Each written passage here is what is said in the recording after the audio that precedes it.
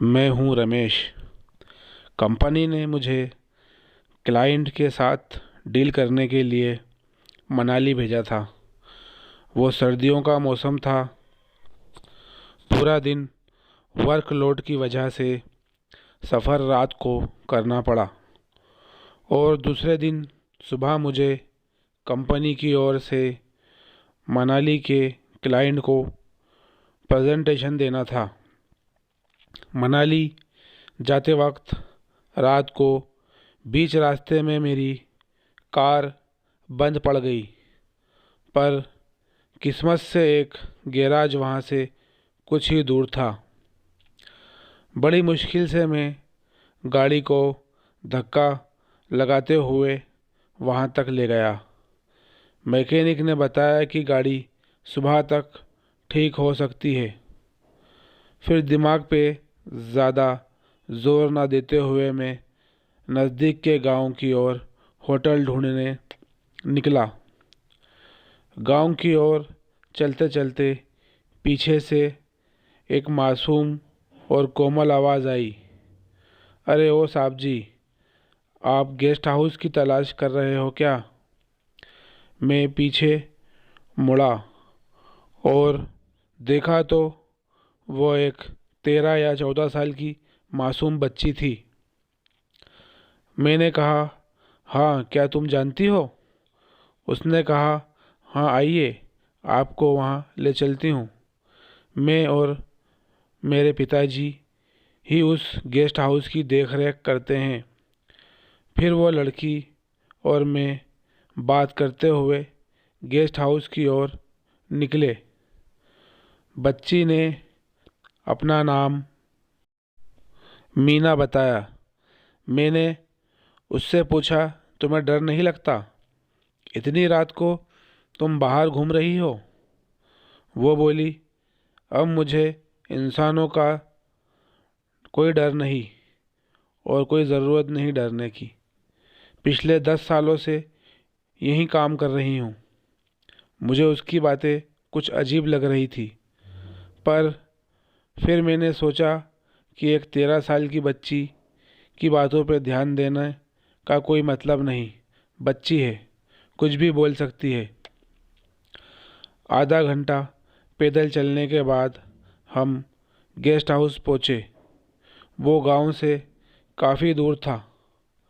वहाँ पहुँचने के बाद मीना ने मुझे बताया कि उसके पिताजी काम से बाहर गए हैं और शाम तक आने वाले थे, पर मौसम अचानक ख़राब होने से वह शहर में ही रह गए हैं। सुबह तक लौट आएंगे। मैंने कहा, तुम्हारे पिताजी को डर नहीं लगता कि एक छोटी बच्ची को अकेले छोड़ के जाते हैं? वो बोली, यही तो गलती थी पिताजी की। उसने फिर से अजीब और डरावनी आवाज़ में बात करना शुरू किया। फिर मैं कमरे में चला गया। थोड़ी देर बाद वो मीना खाना लेकर आई। खाना खाने के बाद वो रूम में मेरे पास बैठी। मैं मेरे ख्यालों में खोया हुआ था। वो अचानक से मेरे पैर दबाने लगी। मैंने उसके हाथ पकड़े और पूछा, ये तुम क्या कर रही हो? वो बोली, पैर दबा रही हूँ, और क्या? आप थके हुए हैं ना? वो मासूम निगाहों से मेरी तरफ देख रही थी। मैंने कहा, देख छोटी, नहीं तो मैं थका हुआ हूँ और नहीं तो मैं तुमसे कभी पैर दबा सकता हूँ। वो बोली, क्या मैं इतनी बुरी लड़की हूँ? मैंने कहा, नहीं रे पगली, तुम मेरी छोटी बहन जैसी हो और हमारे यहाँ छोटी बहनों से पैर नहीं दबवाते। थोड़ी देर वो मुझे देखते ही रही। उसके चेहरे पर मुस्कान थी। वो बोली, क्या सच में आप मुझे अपनी बहन मानते हो? मैंने कहा, हाँ बिल्कुल। और तुम मुझे ये साबजी साबजी नहीं, भैया बोलो, ठीक है? मैंने उसे कहा, मुझे खाने के बाद कॉफ़ी पीने की आदत है, नहीं तो मेरा सिर दुखता है। मेरी कॉफ़ी वाली बात सुन के उसके चेहरे से हंसी गायब सी हो गई। वो बोली, उसको भी कॉफ़ी पीने का शौक़ था खाना खाने के बाद। मैंने पूछा, किसको? उसने मेरी बात का कोई जवाब नहीं दिया। कॉफ़ी लाने चली गई। थोड़ी ही देर में वो कॉफ़ी लेकर आई। मैंने कॉफ़ी पीते हुए फिर से पूछा, तुम कुछ बोल रही थी? उसको भी कॉफ़ी की आदत थी। वो बोली, जाने दो भैया, आप दुखी हो जाओगे। मैंने कहा, अब बोल भी दो छोटी, अगर हम अपना दुख किसी के साथ बांटते हैं तो वो अच्छा महसूस होता है। वो बोली, तो फिर सुनो, ये कहानी है एक मासूम लड़की की और दरिंदे की। ऐसा ही एक गेस्ट हाउस था। उसकी देखभाल एक गरीब बाप बेटी करते थे। एक दिन लड़की के पिताजी शाम को तूफान की वजह से शहर में फंस गए थे। रात को वापस नहीं आ सके, पर उसी रात गेस्ट हाउस में एक बड़ा सरकारी अफसर मेहमान आया हुआ था। रात में खाने के बाद उस लड़की ने उसी कॉफ़ी पिलाई। जो मेहमान उसके पिताजी की उम्र का था, उसने लड़की को कमरे में ही रुकने के लिए कहा। उस लड़की को भी अकेले डर लग रहा था, इसलिए वो वहीं रुक गई। उस अफसर ने उसे पैर दबाने के लिए कहा। उसके बाद उस हैवान ने उस मासूम सी बच्ची के साथ वो किया जिससे उस लड़की की ज़िंदगी बर्बाद हो गई। उस हादसे के बाद उस मासूम ने तालाब में कूदकर आत्महत्या कर ली। ये सब देखकर उसका बाप अधमरा हो गया, क्योंकि 2 महीने पहले ही उसने अपनी बीवी को खोया था और अब 13 साल की बेटी को। यह हादसा सुनाते वक्त मीना काफ़ी भावुक हो गई थी। वो बोली, भैया, अगर ऐसा मेरे साथ हुआ होता तो तुम क्या करोगे? क्या मेरा बदला लोगे? मैं मेरे ख्यालों में खोया हुआ था। वो अचानक से मेरे पैर दबाने लगी। मैंने उसके हाथ पकड़े। मैंने कहा, भगवान ना करे तेरे साथ अगर ऐसा कुछ हुआ हो तो मुझे वादा कर कि तू कभी गलत कदम नहीं उठाएगी। तू मेरे आने का इंतज़ार करेगी। तेरा भाई अभी ज़िंदा है। मैं भी भावुक हो गया था। मीना की आंखों में आंसू आ गए। उसकी आंखें भर आई। वो बोली, तुमने मुझे शांत कर दिया भैया, मुझे शांत कर दिया।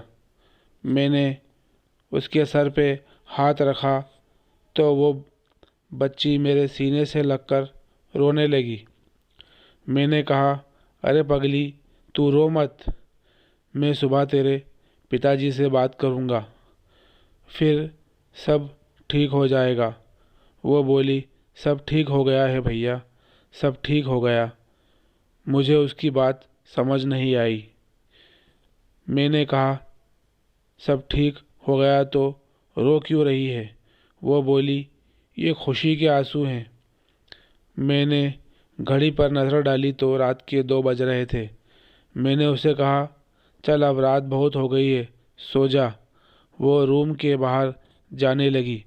मैंने उसे रोका और कहा कि तू यहीं सो जा बेड पे, नहीं तो बाहर अकेली डरती रहेगी रात भर। मैं नाराज़ हो जाऊंगा। इस डर से मीना मुझे मना नहीं कर पाई। मैं उसे बेड पे सुलाकर खुद आराम कुर्सी पर सो गया। कुछ देर में मीना ने बताए हुए हादसे के बारे में सोचता रहा। फिर याद आया, उस हादसे वाली लड़की का नाम उसने बताया ही नहीं। बाद में सोचा कि कल सुबह पूछ लूँगा। सुबह सुबह मेरी नींद पंछियों के चहचहाने की मधुर आवाज़ से खुली और मैंने जब बेड पे देखा तब मीना वहाँ नहीं थी। दरवाज़ा खुला था। मुझे लगा वो बाहर अपने पिताजी के आने का इंतज़ार कर रही होगी। मैं ताज़ी हवा लेने और प्रकृति को निहारने के लिए बालकनी में गया और देखा नीचे कुछ गांव के लोग इमारत के नीचे खड़े हैं और सभी मेरी तरफ आश्चर्य और डर की भावना से देख रहे थे। मैंने उन्हें हाथ जोड़ के नमस्कार किया। उनमें से सबसे बुजुर्ग आदमी ने मुझे इशारा करा और करके नीचे बुलाया और जब मैं नीचे गया तो बुजुर्ग ने पूछा, तुम कौन हो और यहाँ क्या कर रहे हो? मैंने कहा, मैं रमेश हूँ और कार ख़राब होने की वजह से एक रात के लिए इस गेस्ट हाउस में रुका हूँ। बुजुर्ग ने कहा, क्या एक 13 साल की छोटी लड़की तुम्हें यहाँ लाई थी? मैंने हाँ में जवाब दिया। तभी सब के चेहरे का रंग उड़ गया। मैंने कहा, क्या हुआ, सब डरे हुए क्यों हो? बुजुर्ग बोले, तुम्हारा सामान लेकर हमारे साथ चलो, बाकी बातें तुम्हें मंदिर में समझा देंगे। उन सब के चेहरे देखकर मैं कुछ कुछ बातें समझ में आ रही थी और मैं जब सामान लेने गेस्ट हाउस में गया तब वो नज़ारा देखकर दंग रह गया। रात को जिस साफ़ सुथरे गेस्ट हाउस में आया था वो अब पुराने खंडहर जैसा दिख रहा था। मैंने बिना डरे मेरा बैग और कपड़े समेटे और उनके साथ चल पड़ा। वहाँ पर गांव के और भी लोग आए थे। मैंने गेस्ट हाउस में जो कुछ हुआ वो सब बताया और फिर उनमें से एक बुज़ुर्ग उठा और मेरे पैर पड़ने लगा। मैंने कहा, आप ऐसा क्यों कर रहे हो? वो रोने लगे और बोले, तुमने मेरी बेटी की भटकती रूह को मुक्ति दे दी जो 10 साल से बदले की आग में जल रही थी। मंदिर के पुजारी ने बताया, जो लड़की तुम्हें रात को गेस्ट हाउस ले गई थी वो 10 साल पहले मर चुकी है और ये उसी के पिताजी हैं। गेस्ट हाउस में ले जाके उस रूह ने न जाने कितने की जान ले ली, पर तुम अच्छे इंसान हो रमेश। तुमने उसे विश्वास दिलाया कि इस दुनिया में अच्छे लोग भी होते हैं। आज उसकी आत्मा को मुक्ति मिल गई। मैंने सवाल किया, आपको कैसे पता चला कि मैं गेस्ट हाउस में ठहरा हूँ? गेस्ट हाउस तो गांव से काफ़ी दूर है, उन्होंने मंदिर के तालाब की ओर इशारा करते हुए कहा। मीना ने उस तालाब में कूद के आत्महत्या की थी। 10 सालों से तालाब में कोई कमल का फूल नहीं खिला। कलियां तो दिखती हैं पर कभी फूल नहीं खिला और हर उस आदमी की लाश उसी तालाब में सुबह हम निकालते थे जिसकी नीयत उस 13 साल की लड़की पर ख़राब होती थी। और आज वही तालाब 10 सालों के बाद कमल के फूलों से भर गया है। इस तरह से मैं सुबह सुबह उनकी गांव वालों की सारी बातें सुनकर और उनसे विदा लेकर वहां से अपनी गाड़ी लेकर मनाली की तरफ चला गया।